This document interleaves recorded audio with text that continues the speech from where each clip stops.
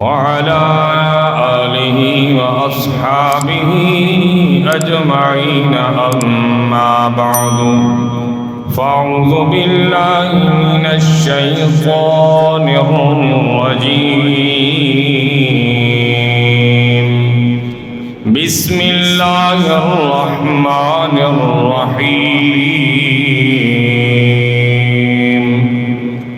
ألا إن أولياء الله لا خوف عليهم ولا هم يحزنون في مقام آخر واعتصموا بحبل الله جميعا صدق الله العظيم وصدق رسوله النبي الكريم ونحن على ذلك لمن الشاهدين والشاكرين في مقام آخر إن الله وملائكته يصلون على النبي يا أيها الذين آمنوا صلوا عليه وسلموا تسليما مل کے پڑھیے الصلاة والسلام عليك يا رسول الله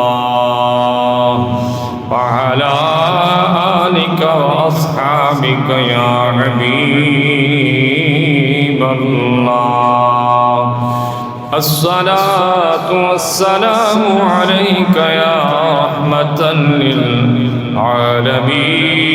للعالمين وعلى آلك وأصحابك يا شفيع المذنبين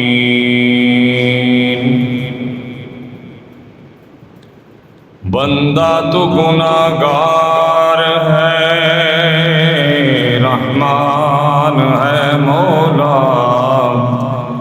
بندے پہ کرم کرنا تیری شان ہے مولا سانو آسر ہل مٹھے مدنی دے ساڑے حال تے کرم ہزار جسم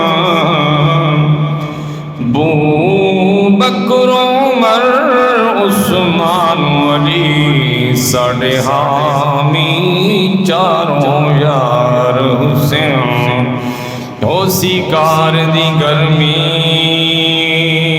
وچ محشر دے ادو جلوہ کر سرکار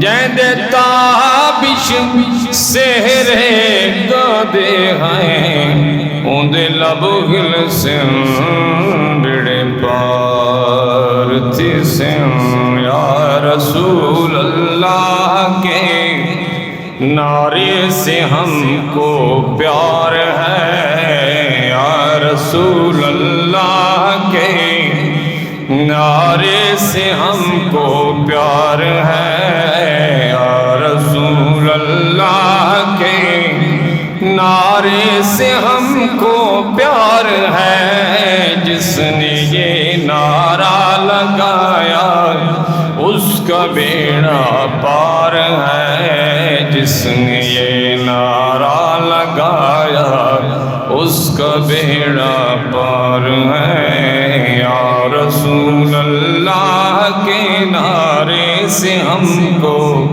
پیار ہے جس نے یہ نعرہ لگایا اس کا بیڑا پار ہے سنا ہے آپ ہر عاشق کے گھر تشریف لاتے ہیں میرے گھر میں بھی ہو جائے چراغا یا رسول اللہ یا رسول اللہ کے نعرے سے جس کو پیار ہے اس نے نعرہ لگایا اس کا بیڑا پار ہے قال الله تعالى في مقام آخر إن الله وملائكته يصلون على النبي يا أيها الذين آمنوا صلوا عليه وسلموا تسليما. حمد و ثنا کے بعد دعا ہے اللہ تبارک و تعالی میں ناچیز سمیت تمام احباب کا مسجد میں حاضر ہونا، جمعہ شریف کو ادا کرنے کے لیے تشریف لانا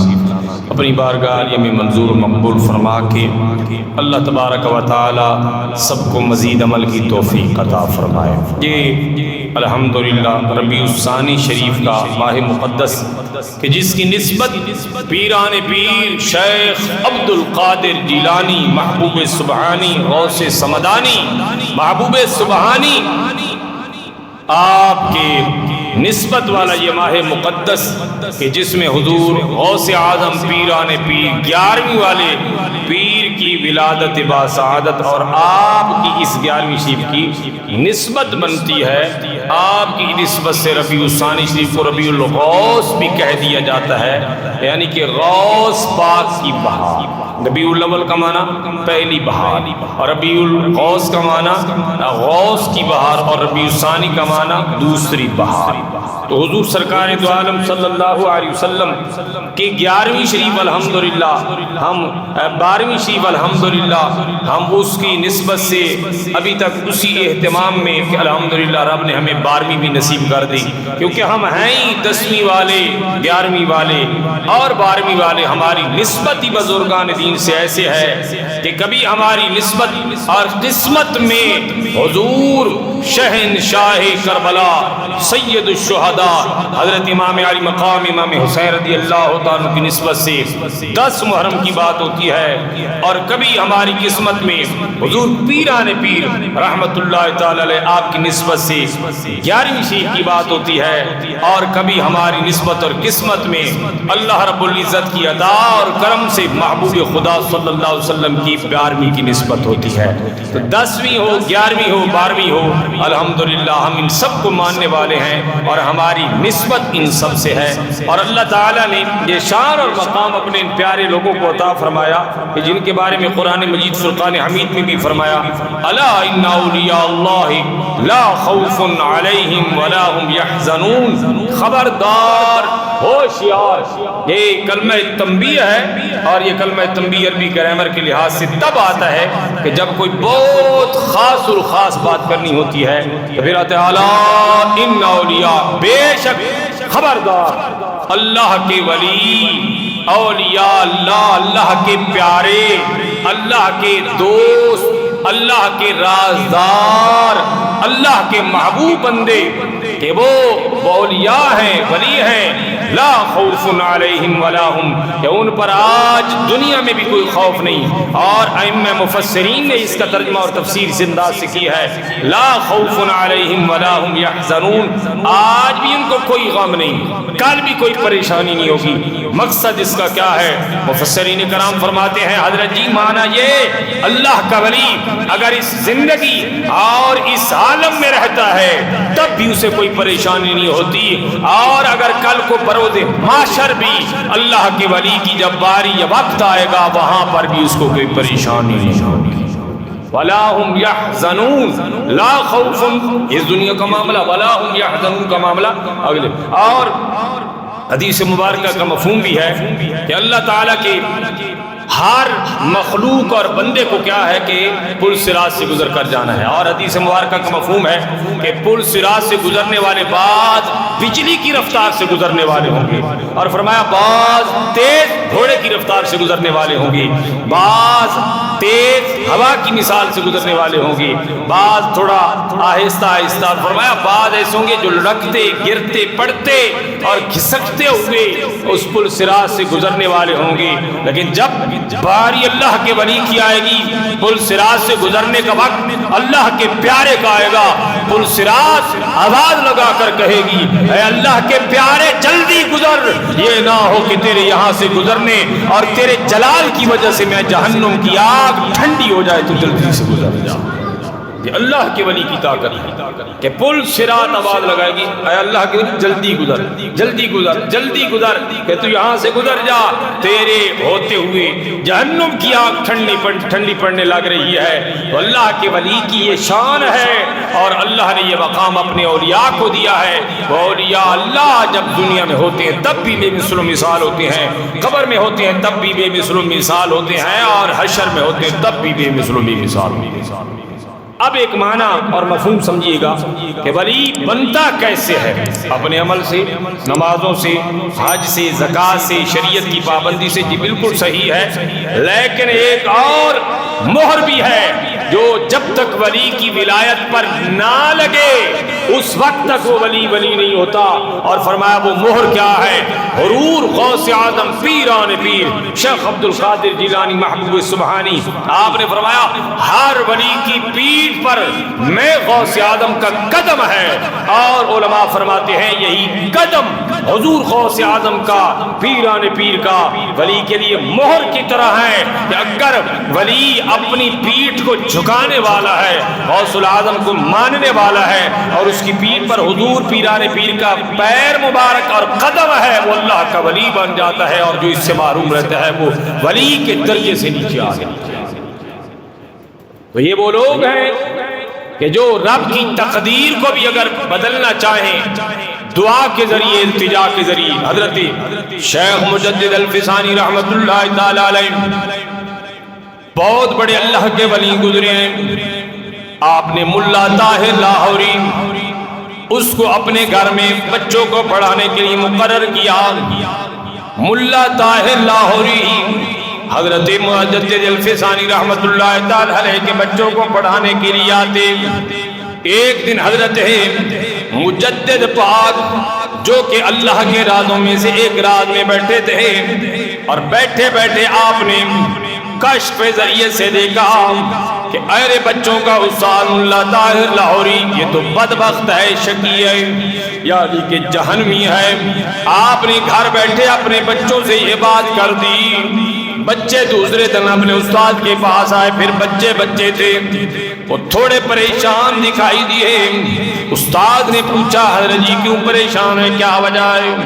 حضرت جی توجہ کرنا، حضرت مجدد الفسانی رحمت اللہ تعالی علیہ آپ کے صاحبزادوں نے بتایا استاد محترم سیدی مولائی ہم آپ کی وجہ سے پریشان ہیں، کیونکہ آج ہمارے حضور ابا جان نے یہ بتایا ہے کہ آپ کے والد محترم بدبخت ہیں، شقی انسان ہے، مقصد یہ ہے کہ جہنمی ہے۔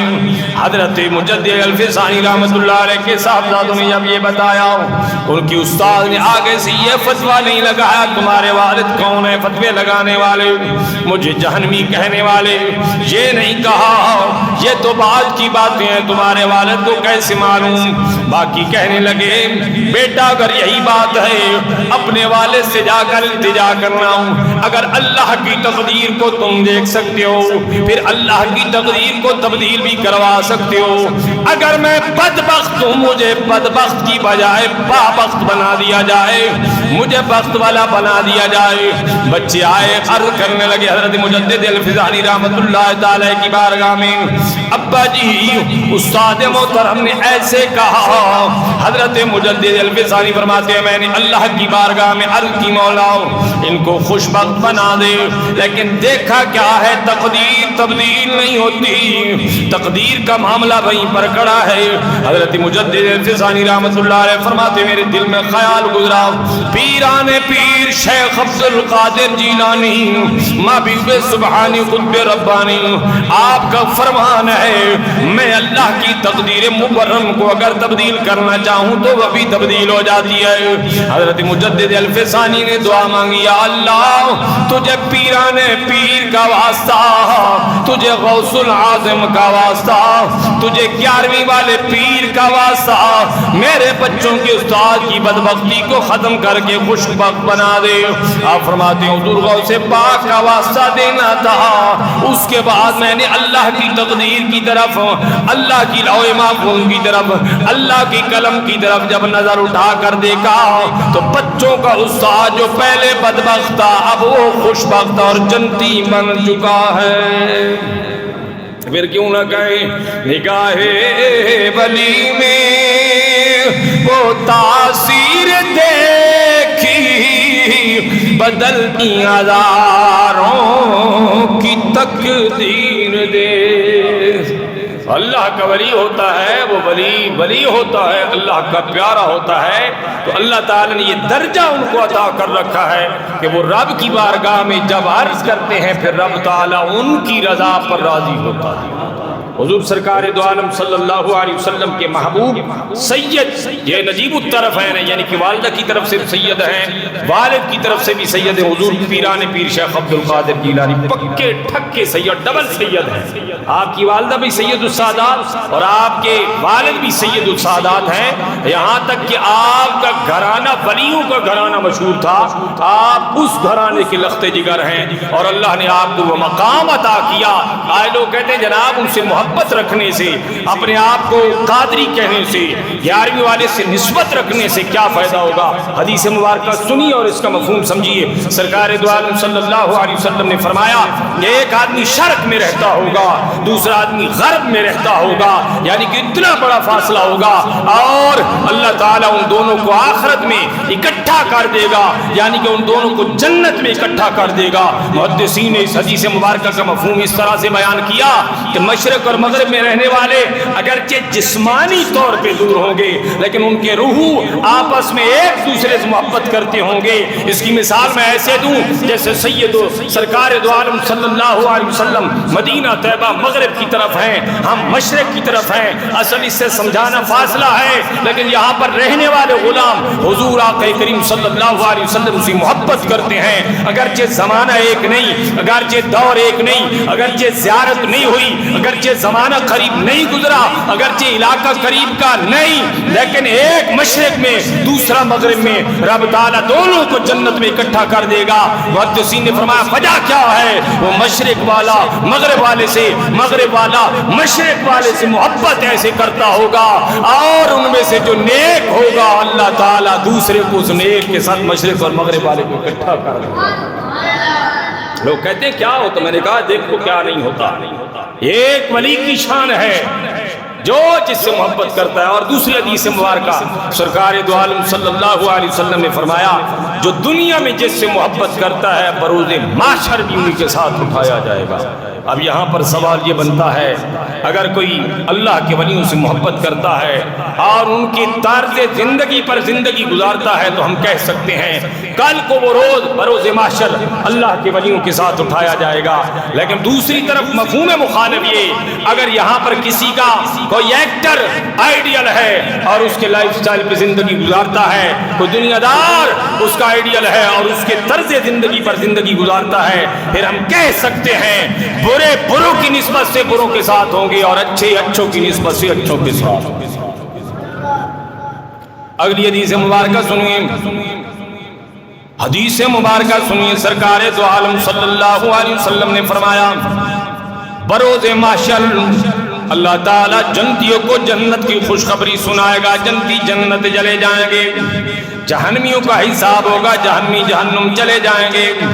جنتی جب جنت میں ہوں گے عرض کریں گے باری تعالیٰ یصلی معنا، فلاں بھی ہمارے ساتھ نمازیں پڑھتا تھا، فلاں بھی ہمارے ساتھ زکوٰۃ دیتا تھا، فلاں بھی ہمارے ساتھ نیکیاں کرتا تھا، فلاں بھی ہمارے ساتھ رہتا تھا، وہ تو جنت نظر نہیں آ رہا۔ آقا کریم صلی اللہ علیہ وسلم نے فرمایا حدیث کا مفہوم سمجھنا ہے، جنتی جنت میں ہیں، نیک لوگ ایک دوسرے کی پڑتال کر رہے ہوں گے، فلاں نظر نہیں آیا، فلاں نظر نہیں آیا، فلاں نظر نہیں آیا، رب کی بارگاہ میں عرض کریں گے مولا فلاں ہمارے ساتھ نماز پڑھتا تھا وہ بھی ادھر نہیں ہے، فلاں حج کرنے والا تھا وہ بھی ادھر نہیں ہے، فلاں زکاتیں دینے والا تھا وہ بھی ادھر نہیں ہے، معنا ہمارے ساتھ فلاں ہمارے ساتھ ہوتا تھا وہ بھی نہیں ہے۔ رب فرمائے گا اے جنتیوں جہنم میں چلے جاؤ،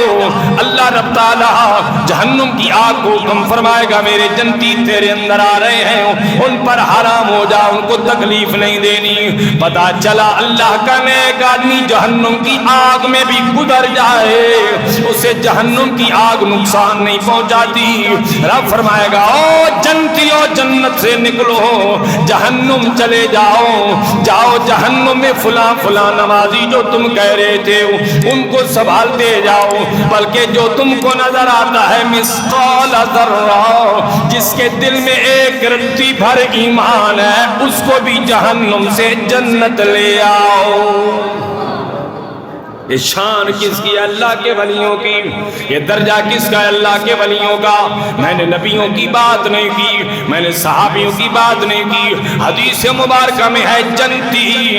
اب جنتی کون ہے؟ جنت جانے والا ولی بھی ہو سکتا ہے، جنت جانے والے والدین بھی ہو سکتے ہیں، جنت جانے والا امام بھی ہو سکتا ہے، جنت جانے والا آپ کا پڑوسی بھی ہو سکتا ہے، لیکن اگلی شرط کیا ہے؟ وہ عرض کریں گے مولا ہمارے ساتھ نماز پڑھتے تھے، ہمارے ساتھ نیکیاں کرتے تھے، وہ نظر نہیں آ رہے، ہم ان کو لینا چاہ رہا۔ فرمائے گا جاؤ ان کو لے کر آؤ۔ اب پتہ یہ چلا اگر ایک آدمی اکیلی نماز پڑھتا ہے گھر میں وہ اس حدیث سے لطف نہیں پا سکتا، اگر ایک آدمی اکیلے نیکی کرتا ہے وہ اس حدیث کا مذاق نہیں ہو سکتا، اگر ایک آدمی چھپ چھپ آ کے نیکی کرتا ہے وہ بھی اس کا مذاق نہیں بن سکتا۔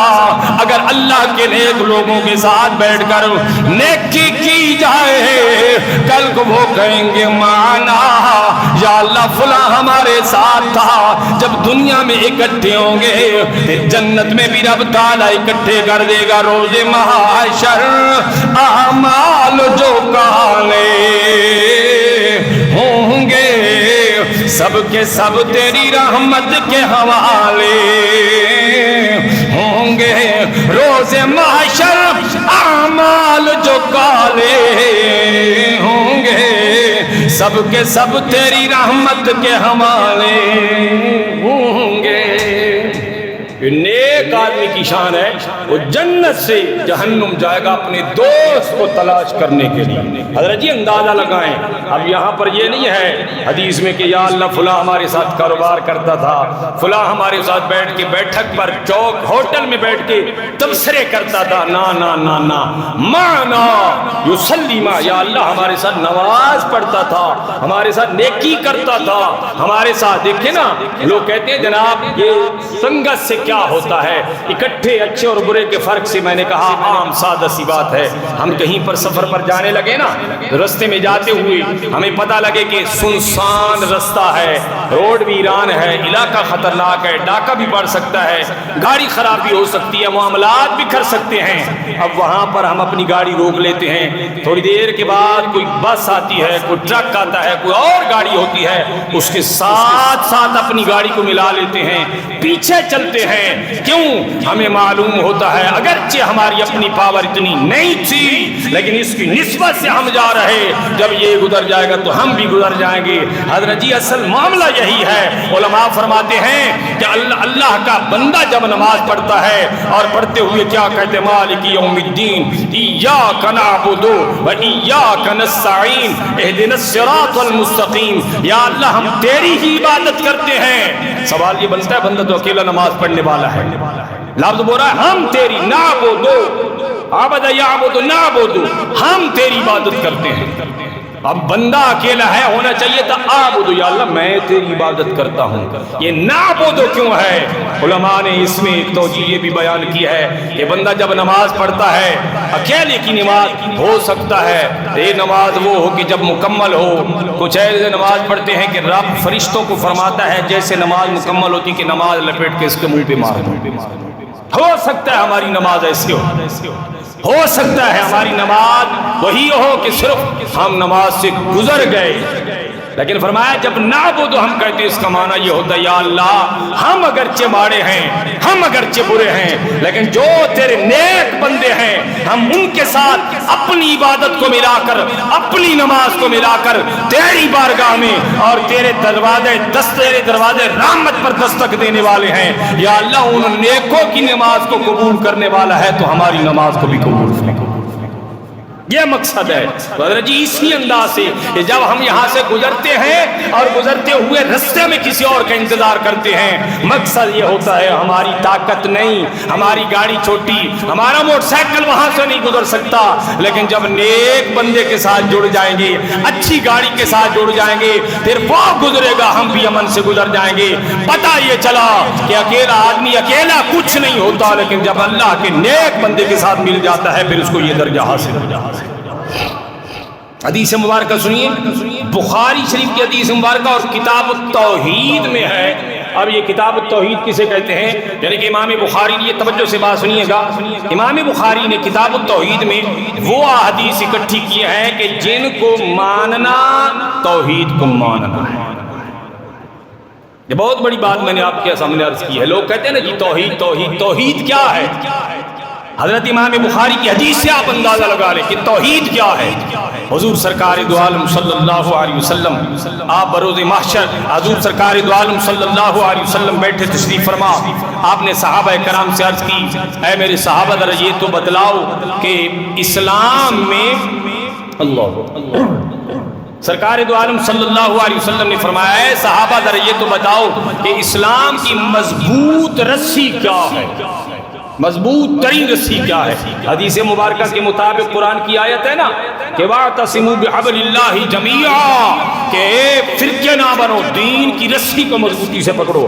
اب اس کے مطابق حدیث کا مفہوم آپ ساتھ رکھیں گے، بات سمجھ آ جائے گی۔ سرکار دو عالم صلی اللہ علیہ وسلم نے فرمایا ذرا اے تے دسو سونے صحابہ او ایمان دی مضبوط رسی کی ہے؟ ایک صحابی بولے یا رسول اللہ نماز پڑھنا۔ میرے آقا فرمایا گل تے ٹھیک ہے، پھر میرے سوال دا جواب نہیں، یعنی کہ جو میرے دل و دماغ اندر ہے وہ جواب نہیں۔ دوسرے صحابی عرض کی دی یا رسول اللہ روزے رکھنا اے ایمان دی مضبوط رسی ہے۔ میرے آقا فرمایا گل تے ٹھیک ہے، پر اے بھی میرے دماغ میری سوچ میرے جواب سوال مطابق نہیں۔ تیسرے بولے یا رسول اللہ حج کرنا، کسی نے کیا یا رسول اللہ زکاتاں دینا، کسی نے کیا یا رسول اللہ صدقے کرنا۔ حدیث مبارکہ دا مفہوم اور کتاب التوحید بخاری دی حدیث سرکار دو عالم صلی اللہ علیہ وسلم نے اگے جدو سارے صحابہ اپنے جواب دے چکے، عرض کرتے ہیں یا رسول اللہ تسی فرماؤ ایمان دی مضبوط رسی کیے؟ آقا کریم صلی اللہ علیہ وسلم نے فرمایا ایمان دی مضبوط رسی اے بندہ دنیا دے اندر کسے نال محبت کردا ہوئے اللہ دی رضا دی خاطر، تے کسے نال بغض رکھدا ہوئے اللہ دی رضا دی خاطر۔ دوسری حدیث مبارکہ آقا فرمایا الحب فی اللہ والبغض فی اللہ، یعنی کہ بندہ دنیا دے اندر اللہ دی رضا واسطے نیکی کرے تے نیکاں نال ہو جاوے، اللہ دی رضا دی خاطر بندہ بریاں تو بچ جائے۔ اور حدیث مبارکہ دا مفہوم میں بڑھیا آقا فرما دینے ایمان دی مضبوط رسی اے وے بندہ دنیا دے اندر اللہ والا نو صرف اس وجہ تو منن لگ جاوے کہ اے اللہ دے پیارے نے، اس لیے ساڈے بھی پیارے نے۔ ڈٹھے بار کو قرآن دے کھول اساں تیری شان جیانا ہور ڈٹھا، کوئی نور اکھن کوئی بشر اکھن دیا رات ایہو اسا شور ڈٹھا، تے تیری شان دا کرے جو مقابلہ جو ان عاشق اصلوں چور ڈٹھا، اللہ والے گال مکا چھوڑی تسا ہور ڈٹھا اسا ہور ڈٹھا۔ امالے